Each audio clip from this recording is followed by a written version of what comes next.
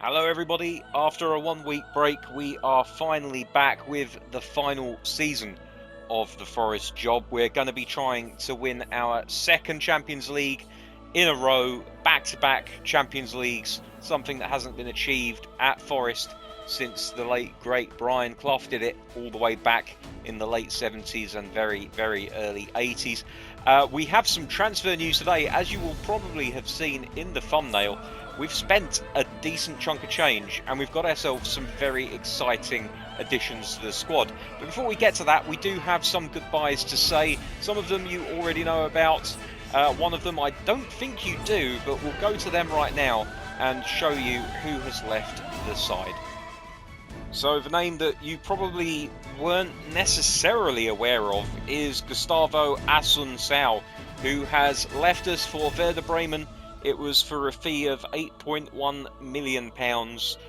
Given the shape of the squad and the number of games that he'd played for us, it just really didn't make much sense to keep hold of the Brazilian anchorman, and so we allowed him to move on for a decent transfer fee, considering the fact that he really didn't play for us. We got a fairly good payoff for his transfer, so we wish him all the best as he continues his career over in Germany. The longest remaining serving player at the club, Yuri Ribeiro, of course, moved on this summer. He moved up to Scotland to play for Rangers in a deal that saw us collect £1.8 million for his services.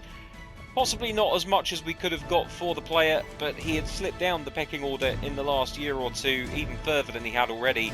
And given the fact that he was starting to reach his peak, and in fact was starting to lose a little bit of talent in certain areas, it just made sense to allow him to move on, especially considering that we have Teixeira in the squad to cover the left-back position, which has really been successfully claimed by Ait-Nouri, the French left-back, who has been an absolute revelation in the last season that he's been at Nottingham Forest.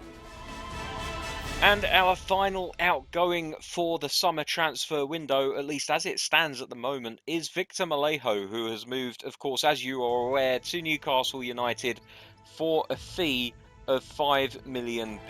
He appeared quite often for us, considering his relative talent level compared to the other players that we had in the squad, but it became increasingly obvious that he was falling behind the other players in his positions and was really going to struggle to make any inroads in that sense. So we allowed him to move on. I'm very happy that he's managed to go to Newcastle United, because I think that he will have a pretty decent career there. Certainly, I think he can contribute to their promotion push as they try to gain promotion from the Sky Bet Championship. Of course, Newcastle United were relegated at the end of last season, much to my disappointment.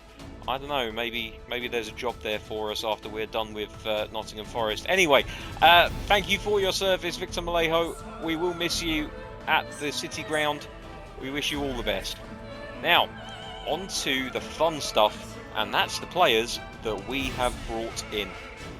So, please do welcome to the club Jude Bellingham, England international Jude Bellingham, who can play in a variety of positions across midfield and in attack. A right-footed player who prefers to play predominantly down the left-hand side, but can play in central and attacking midfield. I think that is probably the area that he's going to play more games for us, but he gives us such versatility off of the bench that he's definitely going to feature in a great number of matches this season. Even if he's not necessarily to the standard of Camavinga, I think that you'll find Bellingham playing a fair number of games in his stead when the time is right. A fee of £24.6 million was enough to bring Bellingham to the City Ground from Manchester City. Welcome to the club, Jude Bellingham. Next on the list is Mohamed Ihataren, who arrived on a pretty decent deal, £24.8 million from PSV. A player who can play in attacking midfield as well as being pretty serviceable as a support striker, and that is primarily why he's been bought, although his versatility on either flank will make him a very good option, again off of the bench initially, but he will be pushing for a starting role at some point, I am sure. Already he is up to the same standard as Kike Arcas, which could signal a little bit of trouble in paradise for the Spanish centre forward who has been so instrumental in our success up to date. Ihataren has got really, really good technicals across the board, especially where it comes to on the ball, with 86 dribbling and 88 tight possession. He's got great balance and stamina, physical contact. He's a difficult player to knock off of the ball, and he's pretty rapid as well. 24 years old, 180 centimetres, putting him right around the 6 foot mark. Maybe a little bit light, but another left footer that's going to come in and is going to wreak havoc, I hope, with opposition defences. You can see he already has the no-look pass, through passing. He just needs to add first time passing to his bag of tricks, and he will be the ideal replacement for Arcas. It was a little bit of a surprise transfer for me. I wasn't looking at Ihataren at all, but he came up on my scout reports and I just couldn't turn him down. So there we are. Mohamed Ihataren is now a Manchester City player. No, he's not. He's now a Nottingham Forest player, and will continue to be so for the foreseeable future, we hope. Of course, this is our last season, but I think he could probably kick on and become a bit of a Forest legend. Right, on to the last one, and this one was another one that I wasn't really looking to do, but it just kind of fell into our laps. So I said that I wanted to add more English players to the matchday squad, and we have done so in superb style, with a £37.9 million transfer for Callum Hudson-Odoi, formerly of Chelsea, now of Nottingham Forest. A prolific winger who at 26 years old is still very, very young. He can play on either flank as well as attacking midfield. And I think he's going to be a brilliant player for us. Look at all of those stats in green and yellow. He's not necessarily brilliant in the air, although he has the height to be a bit of a threat. But it's his physicals that I'm really looking at here. His balance and stamina are excellent for a player who is going to play a majority of the time on the wing. His physical contact could be better, but that's certainly something that we can address in training. Everything else, though, looks very good indeed. Again, another very, very quick player. 93 speed and 91 acceleration. I'm very interested to see how he gets on. I think it's going to be Hudson-Odoi and Hlošek fighting it out for that left-sided midfield role. But then again, Hlošek can play on the right, so I wouldn't be surprised if a few games this season, especially against teams where we can really hurt them down the wide areas, that we see both of these players playing on opposite sides of the pitch to each other. Welcome to Nottingham Forest, Callum Hudson-Odoi. So that is the shape of the squad. If we go into game plan, you can see the full squad lineup here. And this is provisionally the team that is going to start the new league season. You can see no changes really. Actually, that's not entirely true, because Salisu is still ahead of Albiol in the going there. And I'm going to actually promote Albiol to the starting centre-back on the bench, if that makes any sense. Probably doesn't make much sense to me. We're going to stick with the midfield that worked so well for us last season, but we are going to see increasingly the likes of Hudson-Odoi, Ihataren and Jude Bellingham all pushing for starts. It's going to be a very interesting season in terms of players that are going to be left out of the matchday squad. We still haven't had an offer for Hadji. He will be leaving if we can get a deal done for him. I'm hoping that that will be something that we can do before the transfer window slams shut at the end of the month. I'm also looking to move one of our two reserve goalkeepers off on a loan transfer. I think Ramsdale is probably the better option to be sending off on loan. It's amazing, isn't it, that we literally signed Meslier so that we could stick two fingers up at Leeds, and he has become a very solid number two. In fact, so good that he could be pushing Newell for that number 1 jersey at some point down the line. Molino's chances are probably going to be reduced at first team action, given the arrival of Ihataren, as well as the fact that Hudson-Odoi plays in his secondary position of left wing forward and left midfield. Jude Bellingham playing in central midfield. Molino can play central midfield, so that is something that we could explore, but I wonder if perhaps Molino might be moving on just to slim down the squad slightly. The rest of the players in the team, very happy to keep hold of them, including Sailmakers, who, although he is slipping behind the rest of the team in terms of his overall ability, I do think he's a really, really good option as a squad player, being that he can play right midfield, right back, he can fill in at centre midfield as well, I believe. Yeah, he can. He's a versatile player, and you do need players like that in your squad, so I don't think he should be too worried about his place in the squad, although he'll probably find himself missing out on match days a few times this season as we try to make room for these 3 newcomers at the bottom of the screen there. So let's get into today's action, which is the International Champions Cup against Atletico Madrid. It's a competition that we have yet to win, and I would really like to win, but look at the opposition this season, and in fact just look at the run-in that we have at the beginning of this season. As we go to schedule, and you can see we have games against Atletico Madrid, PSG, Juventus, Bayern Munich, Liverpool, and then a couple of games after the fact, I believe, we have Manchester City and Manchester United. It is an absolutely ridiculous run of games. It's going to be very interesting to see how we match up against these teams now that we are the champions of Europe. I think that it's probably going to be a little bit harder for us. But let's get into the match day against Atletico. Let's get our match day squad all sorted out so that we don't have players missing out.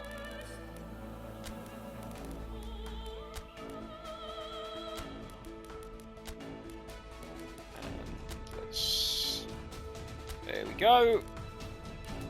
In fact, you know what? I'm going to throw Hadji on in the place of Meslier because we don't tend to substitute the goalkeeper, and I want to, if possible, give Hadji a little bit of a chance to impress teams who will then possibly come in for him.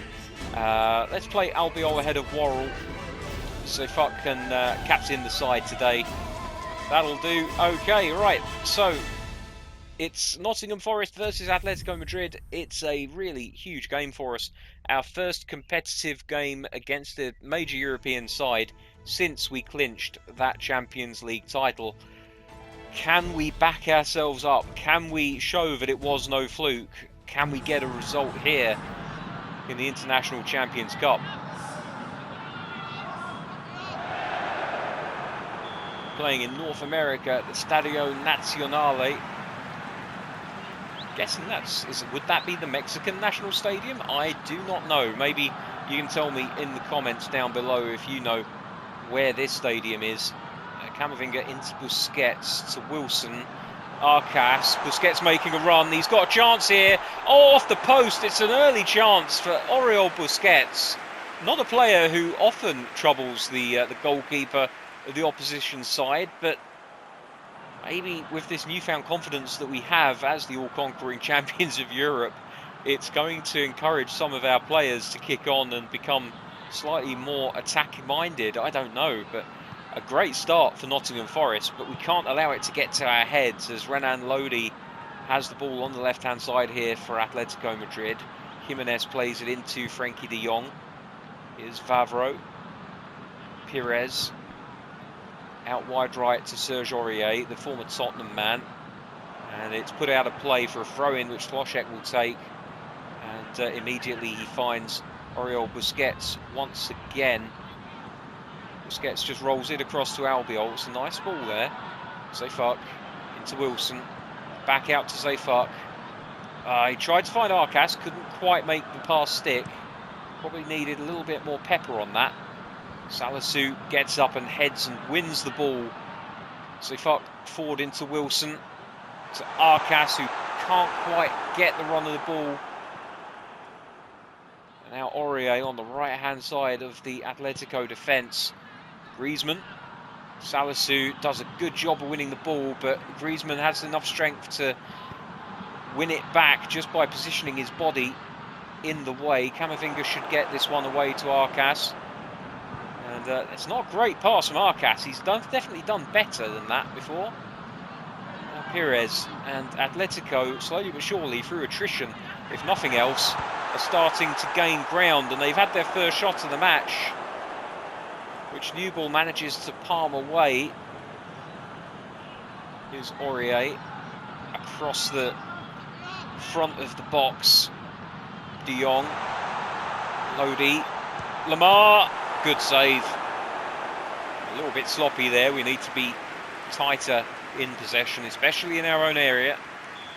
Maybe a corner kick here, which is taken short to Renan Lodi on his left foot.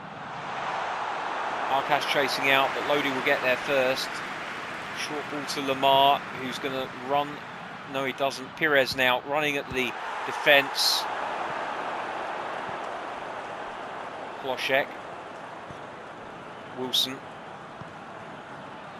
Up to Hernandez. Kloschek. Furthest man forward here. Crosses the ball over to Wilson, who misses out. But Busquets picks up the loose ball. Camavinga. Through to Arcas, who's got a chance here, and it's the opening goal for Nottingham Forest. Kike Arcas once again with the opening goal.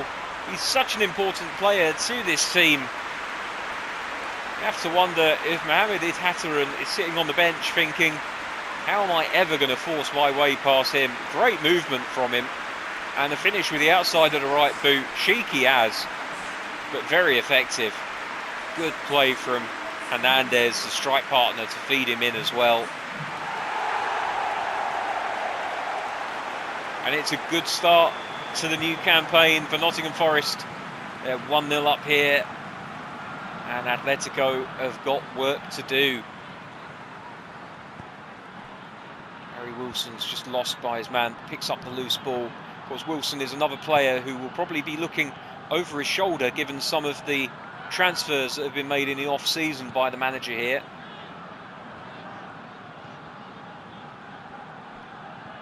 Of course, he's had competition for his place before, and he's always managed to fight for it and retain it.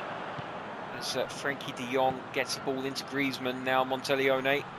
De Jong, Lamar, good passing this by Atletico Madrid. But good defending by Forest, and now here's Wilson trying to run at Lodi. He just can't quite get there before the Frenchman. I've just assumed his nationality there. I'm fairly certain Renan Lodi is a French left-back, but I could be wrong. Don't savage me too much in the comments if I am. Hernandez picks up the ball, holds it up, plays it out to Aitnouri, who's got options in the middle, crosses it in. Arcas was looking for it, but the defender got there first. And Griezmann, Salisu doing a good job of keeping him quiet here. And that's an ask, it really is. Griezmann is a premier striker. I know he has had his troubles in real life, but for me, he's one of the best. Wilson, oh, he can't quite reach the header. Lovely idea, though. Aitnouri will try to win this header, and he does. Salisu picks up the loose ball, plays it across to Albiol, who's partnering him in defence today. Tried to just slip it past his man, couldn't quite manage it, and now Atletico with a first-time cross. That's fantastic from Monteleone. And perhaps Griezmann should have tried to control the ball rather than taking what was quite an audacious chance. Camavinga to Arcas. It's a lovely ball through to Arcas. Kloschek holds it up a little bit, plays it out to Aitnouri, who will be looking for the cross, or will he? No. Busquets into Arcas, trying to get it back to Busquets, but it was read by the defender quite well, and the referee blows for half-time. It's been a really good first half of football here in the opening game of the International Champions Cup in North America. Kike Arcas putting his team 1-0 ahead, despite them being under the gun a little bit. Atletico Madrid with the better of the attacking chances, but Forest showing that it doesn't matter how many chances you get as long as you take them when they're presented to you. I think given that we have 6 substitutes, I'm going to experiment a little bit with our side, and the first thing I'm going to try, I think there's no real need in worrying. I'm gonna throw Nketiah on. That is not an experiment. We just know that Nketiah is a very good striker for this team. I don't see the point in bringing on players who are orange or worse. So we have Bellingham and Hudson-Odoi who can play. Let's try what I said. Let's put Hudson-Odoi on the left, Plošek on the right. And let's see how we do with the brilliant pace of those players down both wings. We could try Ihataren for the last 20 minutes as a replacement for Arcas, but being as he's on an orange arrow, I don't really necessarily see the point of doing that. Also, we do want to try and get Hadji on the pitch if we can.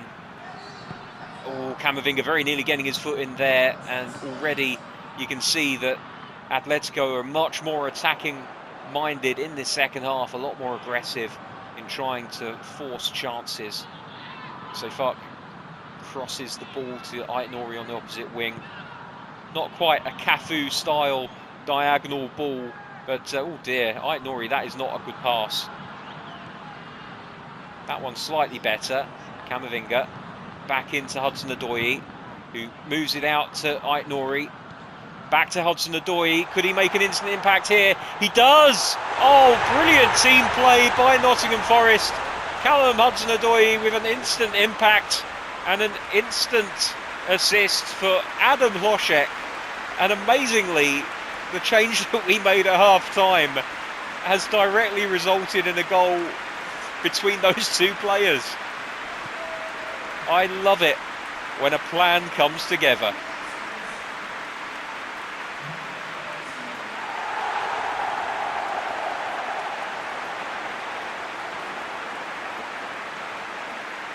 Lovely ball across the box by Hudson-Odoi. For those wondering, it was a double tap of the cross button, so it was a low drilled cross, and Plošek does what he does best when he's in those positions, and that is put the ball away. He could have missed it. There was no need for him to shoot across the goal like that, but he did anyway, and fortunately for him, he got away with it. It would have been very embarrassing if he'd... oh dear, hello, there's a chance here, and Nketiah is on the ball. Crosses to Arcas, he's got 2 men ahead of him. Arcas feeds Plošek. Could it be another goal for Plošek? Oh, it very nearly is. And has the signing of Callum Hudson-Odoi unlocked the potential of Plošek by allowing him to play on the right-hand side? Because that is as busy in attack as I have seen Plošek in a 10-minute period since we've bought him, I think. We watched a replay of the Atletico attack that ended up really going nowhere. It was a shot that drifted way, way wide. It was almost closer to the corner flag than it was to the goal, as Newbold restarts with a goal kick, which Plošek will receive in the middle of the park. Here's Busquets. He's just a little bit too slow on the ball, and Atletico managed to retrieve it. Is Aurier on the right-hand side. Good tackle by Hudson-Odoi. So he's showing that not only can he attack, he can defend as well. That's not a great pass, however, but we'll forgive that. And I am immediately very, very happy with Hudson-Odoi. He has made a brilliant impact straight away. Renan Lodi now. Aitnouri, the other French left-back, both competing with each other, and perhaps that is a competition that could extend into the national team.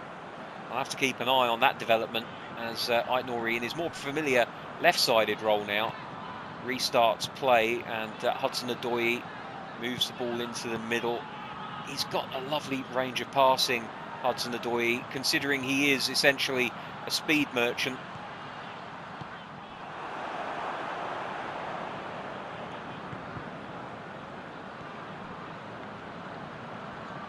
course, he won't always have great games like this, but I'm just making the most of it while he is. Really enjoying this performance by the young Englishman. And he is still only 26. Which is absolutely stunning. Now here is... Oh, he's lost the ball there, but to be fair, he took reception of it so close to the defender that he didn't have time to do anything else, as Griezmann looks to try and get ahead on the ball and very nearly does. Oh dear. That could have been dodgy. Camavinga. Busquets. Out to Hlošek. Plays it into the feet of Arcas. Eddie Nketiah can't quite get to the ball. 74 minutes on the clock. I'm going to make some more changes. Hlošek's had a really good game, but I do want to get Hadji on the pitch. Let's also give Tonali some time at defensive midfield.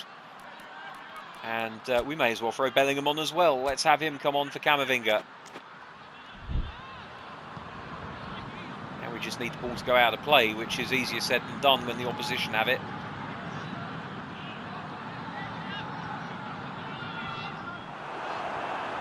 Go. I'll just knock it out of play here so we can get the players on the pitch. 13 minutes left to go. 2-0 to Nottingham Forest.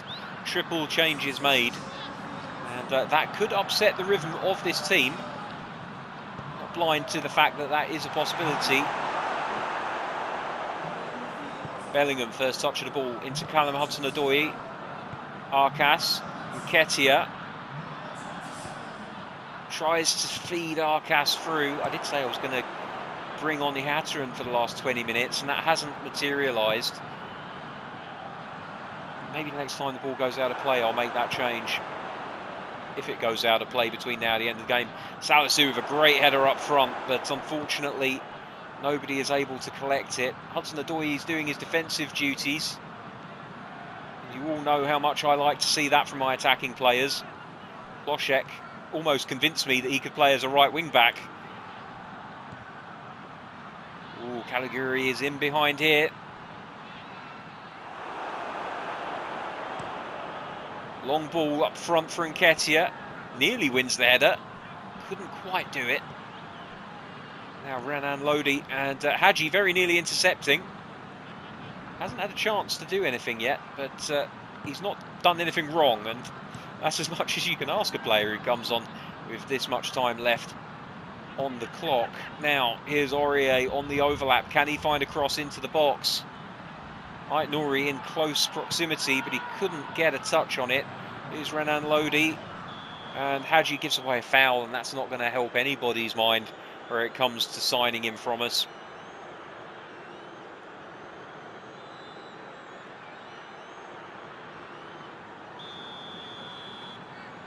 We have unfortunately lost a little bit of that rhythm that I was talking about as Newball deals with that free kick nice and easy out to Zayfuck. And there is the final whistle. It's a really solid 2-0 win for Nottingham Forest on their return to competitive action here in the International Champions Cup. Arcas opening the scoring on the 24th minute before Adam Hlošek on the 52nd, minutes after the change was made, and he was moved onto the right flank. I love it when that happens. Absolutely love it when that happens.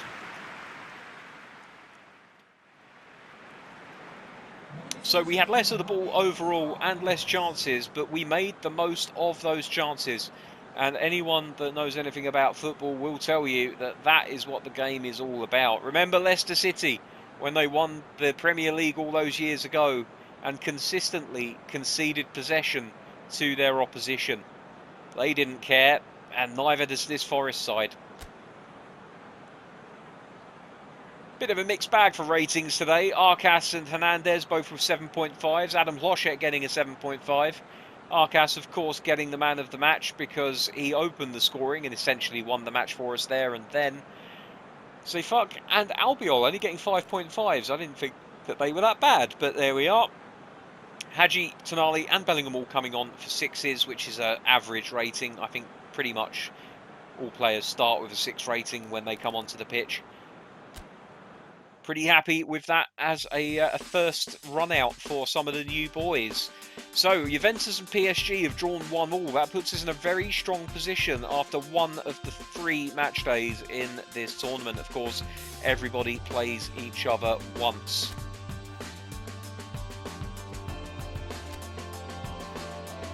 So with PSG up next, a win would pretty much guarantee us, well, at least give us a very good chance of winning this tournament. That's going to do it for today. Until tomorrow, thank you very much for watching. Thanks for sticking around after the week off. I hope that those of you that looked at the PES 101 videos found something of interest in there and perhaps picked up the odd tip that you weren't aware of before. Let me know if there's anything else that you'd like covered in that series in particular. I'm looking at doing one on tactics and potentially one on installing option files. Although I have to say that if you want a really good in-depth tutorial video for installing uh, option files, then I can point you no further than Spoony Pizzas, who, for my money, makes the most informative and easy to follow videos on that subject on YouTube. Until next time, though, thank you very much for watching. Take care. I'll see you soon. Bye bye.